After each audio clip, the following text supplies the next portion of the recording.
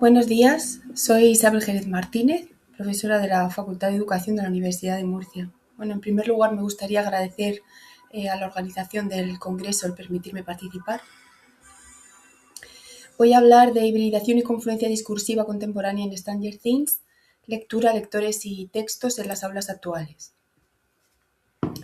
Lo que observamos es que sigue existiendo una falla entre ese contexto letrado y los modos de disfrute y consumo de las narraciones en la sociedad actual.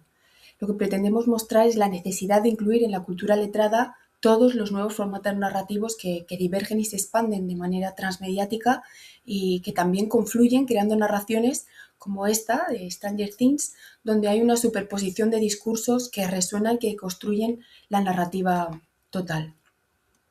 Observamos un cambio de paradigmas, ¿no? La sociedad, el lector, el texto, la narración cambian, el lector es prosumidor, consume, produce, distribuye, la narración ahora encontramos discursos multimodales, no hay una linealidad y sí que hay una interconectividad digital, esta inteligencia colectiva que produce, que distribuye y que hace, que favorece que eh, suceda este flujo de contenidos a través de las distintas plataformas. El conocimiento hoy se crea compartiendo en red lo que cada uno puede aportar y sabe del todo en una estructura hipertextual eh, mucho más grande. El lector hoy conecta, establece nexos y construye una versión particular y propia de la historia, la amplía, la amplifica y contribuye a crear ese conocimiento en red que amplía esa estructura hipertextual y que configura ese universo narrativo. Lo que vemos es una realidad discursiva múltiple de una naturaleza cambiante, mutante, que interacciona, en donde se superponen estos discursos, como vamos a ver en los ejemplos a continuación, pues son canciones, son otros textos de literatura infantil y juvenil, de literatura fantástica, ciencia ficción, videojuegos, arcade que aparecen en las series, esas historias en los videojuegos, o canciones, que creo que ya lo hemos dicho también. Pero bueno, en cualquier caso, supone una experiencia de recepción muy rica en hibridación, donde se produce, como vemos ahí, ese descentramiento, se pierde la noción de un único centro y bueno, eso es reflejo de una realidad compleja, fragmentada, que converge en la red y que de igual modo diverge, se amplifica, se amplía, como ya hemos dicho, en análisis cada vez más profundos que van a dar solidez a esa narración inicial en la que parte este trabajo. Es importante y vemos que esta serie está preñada de referencias culturales, es muy, muy intertextual, eh, está repleta de hipervínculos culturales. Lo que vamos a hacer es un viaje, vamos a intentar viajar como receptores, como hemos dicho, por otros libros, por otras películas, por otras canciones. Y aquí es muy interesante el juego de identificación de cada receptor. Esto resulta divertido, resulta gratificante, genera placer y toda esta energía es la que intentamos traer, llevar a las aulas en ese juego de confluencia discursiva para fomentar la lectura en ese concepto amplio de lectura del siglo XXI, fomentar que se profundicen pensamientos complejos y bueno, azuzar un poco ese fuego mental y el disfrute de ese lector conectado y libre. Aquí hay un pasaje de Stranger Things donde Dustin y Susie es básicamente el pretexto de todo este trabajo, este pasaje. ¿Por qué? Pues porque en el aula escuché a los alumnos hablar de la canción de La historia interminable de Stranger Things. Ellos directamente decían la canción de Stranger Things. Entonces, eso me llevó a pensar que, claro, faltaban otros discursos que estaban integrados en este pasaje de la serie. Relacionarlo con la película donde aparece esta canción que retoma Stranger Things. Está basado en el libro de Ende y bueno, si se observa este pasaje, pues vemos que también Susie está leyendo un libro de Ursula Le Guin que, pues que nos nos ayuda a entender qué está sucediendo con todos estos personajes en esta salvar el mundo que pretenden, y por eso llaman a Susie los chicos. Lo que vemos es cómo a partir de un pretexto uno, discurso Stranger Things, donde vemos ese equilibrio de la metaficción, ese viaje entre mundos para crecer y demás, confluyen otros, como por ejemplo lo que le sucede a Bastián en la historia interminable de Ende, ese viaje interior, de crecimiento, de metaficción, de salvar el mundo, de enfrentar la sombra, la nada que asola fantasía, y cómo eso conecta también con el libro que está leyendo Susie, donde Hedegond básicamente tiene de nuevo que hacer un reconocimiento de la oscuridad interior y exterior, es crecimiento, también tiene que salvar el mundo, como hacen pretenden estos chicos. Y vemos que hay muchos elementos que comparten, y que conocer las distintas partes pues ayudaría a amplificar ese universo del que vamos a hablar. Muy brevemente, tenemos lo verosímil, lo que se vislumbra, el mundo real, que también es ficción, ¿no? Es Hawkins. Luego tenemos la parte de abajo, la metaficción, lo oculto, el sótano, ese mundo del revés, la incursión de lo fantástico en Hawking, personificado en 11, donde hay una convivencia entre lo fantástico y lo verosímil, el portal al otro lado, el laboratorio, el monstruo, la creación del grupo, para enfrentar y resolver ese conflicto. Vemos que hay temáticas y estructuras narrativas que se repiten en muchas de las obras que vamos a comentar brevemente ahora. Pues lo misterioso, sobrenatural, el crecimiento, la marginación y la supervivencia. Estas ideas nos llevan a otras que también están en la serie y en muchos de los textos que vamos a ver, de los discursos. Por ejemplo, el abuso de poder y el acoso van de la mano, son personajes que están un poco en el borde, ¿no? en el límite, y claro, pues aparecen estos otros personajes y estas otras situaciones. También el lado oscuro como metáfora, junto con los monstruos para crecer, y el juego para organizar y comprender. El juego, en este caso, un juego de rol. El grupo, todos los personajes actúan en cierto modo como coros, pequeños coros. Tenemos el grupo inicial, que es el que gesta la historia a través de ese juego y trata de dar explicación a lo que va sucediendo, los mayores que les ayudan, los pequeños que también luego son los herederos de esa narración, continuarán jugando, y los adultos que también van a ayudarlos. Son personajes bastante interesantes todos.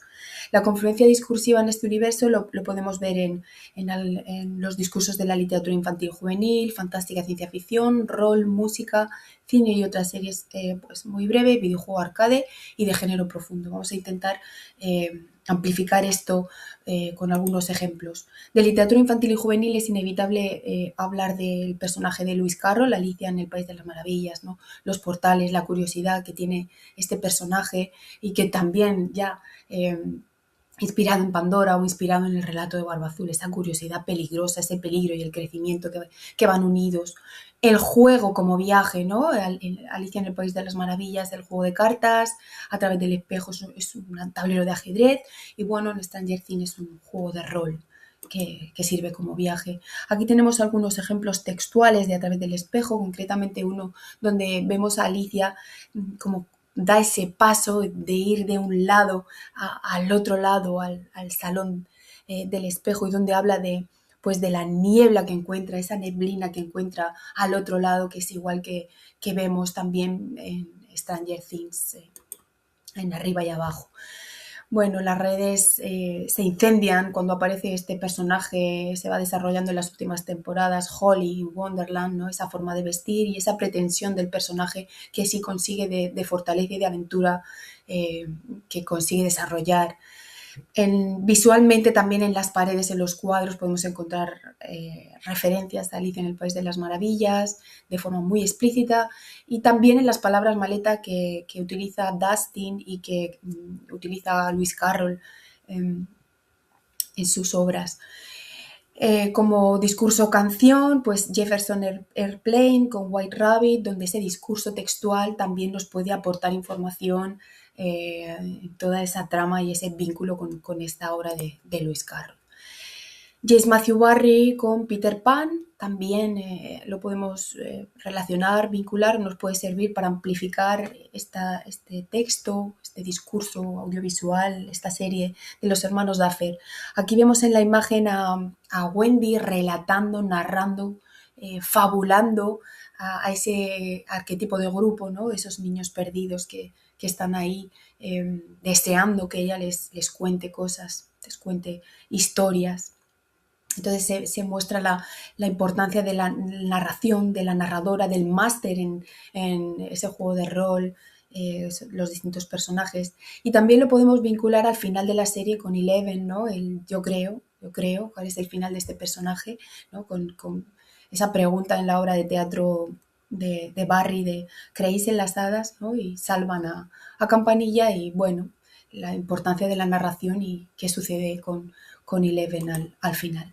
También la historia interminable, Lauren, esa conexión entre opuestos, esos dos colores del relato de Michael Ende, la ficción, la realidad, la fantasía, la parte, pues, la metaficción, ¿no? De Baltasar, Bastián Baltasar Bax, personaje grandioso de Ende. Y bueno, también la observación de la tienda de libros de ocasión del señor Coreander desde uno y otro lado, como el arriba y el abajo, y cómo en el relato nos habla de ese grito que resuena, el grito de Bastián que resuena también al otro lado de la lectura dentro del libro en fantasía y como esto dice literalmente pues empieza a resultar un poco siniestro, ¿no? Como toda la obra de Stranger Things. Las crónicas de Narnia de C.S. Lewis o la saga de la materia oscura de Philip Pullman también están ahí en esos portales, en esas muchas ese multiverso que podemos encontrar, que podemos ver y que, bueno, en Oxford podemos contemplar tanto en The Story Museum, podemos entrar por el armario de Lucy Barfield y también podemos visitar ese jardín botánico donde está el banco de Lyra Belacqua y Will, que se encuentran todos los años un día, una hora en ese banco que está en la realidad junto a sus daimonios y bueno, ellos están cada uno en un mundo, ¿no? Pero ese banco existe. Entonces esto también está vinculado pues a ese mundo real, a esa dimensión X y a ese mundo del revés de Stranger Things. Otro personaje femenino muy importante es Matilda de Roald Dahl, ¿no? Vinculada a Once con esos poderes, esos desafíos, esa lucha ante las injusticias y ese abuso de poder. En el aniversario del libro se pudo ver la escultura de Matilda que ahora está en Great Missenden, en la Casa Museo de Roald Dahl.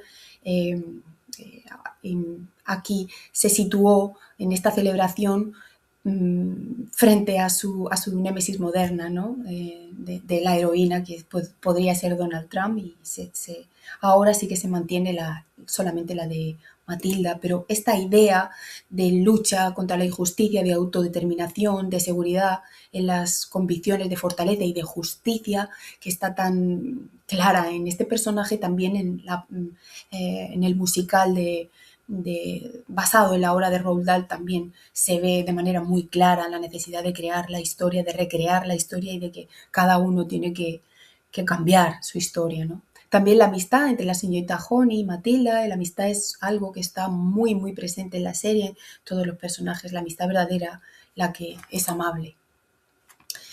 Luego aquí vemos un fragmento donde se ve esos poderes que tienen, que comparten Once, que comparte Matilda y que también tiene uno, ¿no? La telequinesis y cómo lo utilizan para luchar contra la injusticia, que se muestra también en la serie esos abusones, ¿no? Que están machacando estos personajes que siempre están en el borde.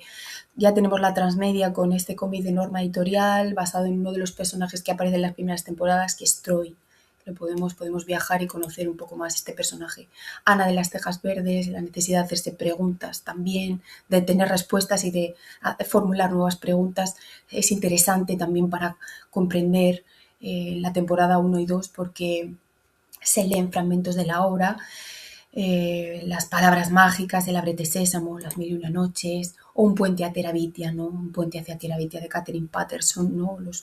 El yo creo en la fantasía que me sirve para entender la realidad, para vivir mejor, y los amigos no mienten, que son como dos mantras que están en la serie y también están en esta obra. El ese relevo en fantasía, como en esta imagen que vemos de la obra de Patterson, donde el niño ya ha perdido a su amiga, pero bueno, invita a su hermana pequeña a reinar en Terabitia junto a él. Es como un poco ese relevo en fantasía en el juego de rol. Aquí hay algún fragmento también de pues esa muestra esa necesidad de lo fantástico para crecer y para afrontar mejor todo lo que va sucediendo en la realidad.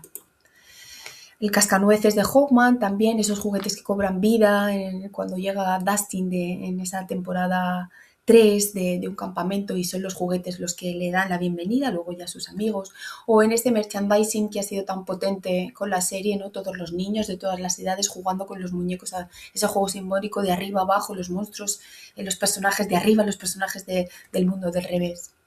También el flautista de Hamelin, este relato de Grimm, donde cuando aparecen las ratas, ¿no? Y 2 temporadas después desaparecen todos los niños de, de la serie, tienen que salvarlos y recuperarlos, y bueno, la importancia que tiene la música como discurso y como nexo entre el arriba y el abajo todo el tiempo en esta serie. Wonder Woman también, de forma explícita, lo leen, 11, Max, bueno, esas heroínas, esos personajes femeninos de la serie que son tan deliciosos, ¿no? No todos tienen atributos y nombre. Esto es maravilloso poder verlo ya por fin. Bueno, en la literatura fantástica y ciencia ficción solo podemos citar brevemente a Tolkien, ¿no? El concepto de grupo, el enfrentarse al mal, la alianza, Saruman y Vecna, cómo sucumben ante el mal, como Anakin en Star Wars, ese castillo Bayers como espacio escondite de seguridad, pensé inmediatamente en Las puertas de Moria. Las 2 obras de Rothfuss de su trilogía incompleta, ¿no? Donde la música es tan importante en ese personaje de Woz, el imaginario de Lovecraft, los monstruos, el Demogorgon. De nuevo, Ursula Le Guin en esas historias de Terramar, ¿no? 2 formas de enfrentarse a la sombra, la de Venda y el Azotamentes y la de Gavilán, que ya podemos ver en el Phoenix Theatre también la sombra como elemento, ¿no? De uno de los personajes de Stranger Things importante, que tiene ya su expansión en el teatro. Las crónicas de Dragonlance también, donde vemos muchos elementos compartidos, pues los monstruos, la party, ¿no? Ese grupo de amigos con roles muy definidos, la amistad y el sacrificio para enfrentarse al gran y oscuro mal. El juego de rol, como donde vemos que todos los dados cuentan una historia, la importancia del juego en la serie, ¿no? Y en esas hipótesis de la red que se lanzan sobre cómo se construye el final de esta historia, y bueno, la historia completa, ¿no? El juego de rol como literatura vivida, vemos la evolución de los personajes, esa subida de nivel, el crecer de todos ellos. Es importante el rol. La música, tenemos, bueno, varias canciones muy importantes. Hemos dicho que la música conecta el arriba y el abajo. Es curioso ver, concretamente en estas 2 canciones, en estos 2 momentos de la serie, y con Max y con Will, ¿no? Cómo los recuerdos hermosos que les dicen los otros personajes los salvan en esa conexión entre dimensiones que se produce gracias a la música. Los salva de sucumbir ante el mal, ¿no? Esos recuerdos bonitos, esas experiencias bonitas. Bueno, Master of Puppets de Metallica, o el de Trooper de Iron Maiden, como, pues bueno, ese personaje de Eddie como que se sacrifica por el grupo y que es inmortal en ese club de Hellfire Club, que vive, ¿no? En esta segunda canción, en la escena de la graduación de Dustin, como tributo a ese personaje que se sacrifica por el grupo. Cine y otras series, pues bueno, sí que se ve, está plagado. Hemos dicho que es una serie que está preñada pues, de referencias culturales, en este caso cine y otras series, de todo. Tenemos aquí Jurassic Park, Los Goonies, bueno. Videojuegos arcade, pues son importantes Dragon's Lair y Dig Dug, que aparecen en estas, cuando los chicos están jugando en la sala de juegos. Y vemos cómo lo que sucede en estos videojuegos, en estos arcade, influye o tiene relación con lo que está sucediendo en ese mundo que nos están mostrando. Por ejemplo, Mad Max gana a todos jugando al Deep Dag, la conocen a través de la pantalla y se sorprenden, quieren saber quién es, y gracias a eso pues entra a formar parte de este grupo de personajes en el borde, ¿no? Y cómo ella consigue ir por el subsuelo matando monstruos en este laberinto, estos túneles laberínticos. Las narraciones también están vinculadas a todos los sucesos que se desarrollan en la serie. O este videojuego de rol que claramente han declarado los autores que los inspiran para ese final de la serie y bueno, pues ese control de la supermente hacia los personajes. Para concluir, solamente pues, decir que es necesario incluir todo este material como este elemento plurisignificativo que es Stranger Things, como catalizador de discursos y como impulso para ese acercamiento del alumnado al descubrimiento de textos resistentes de la cultura y otras manifestaciones de la misma.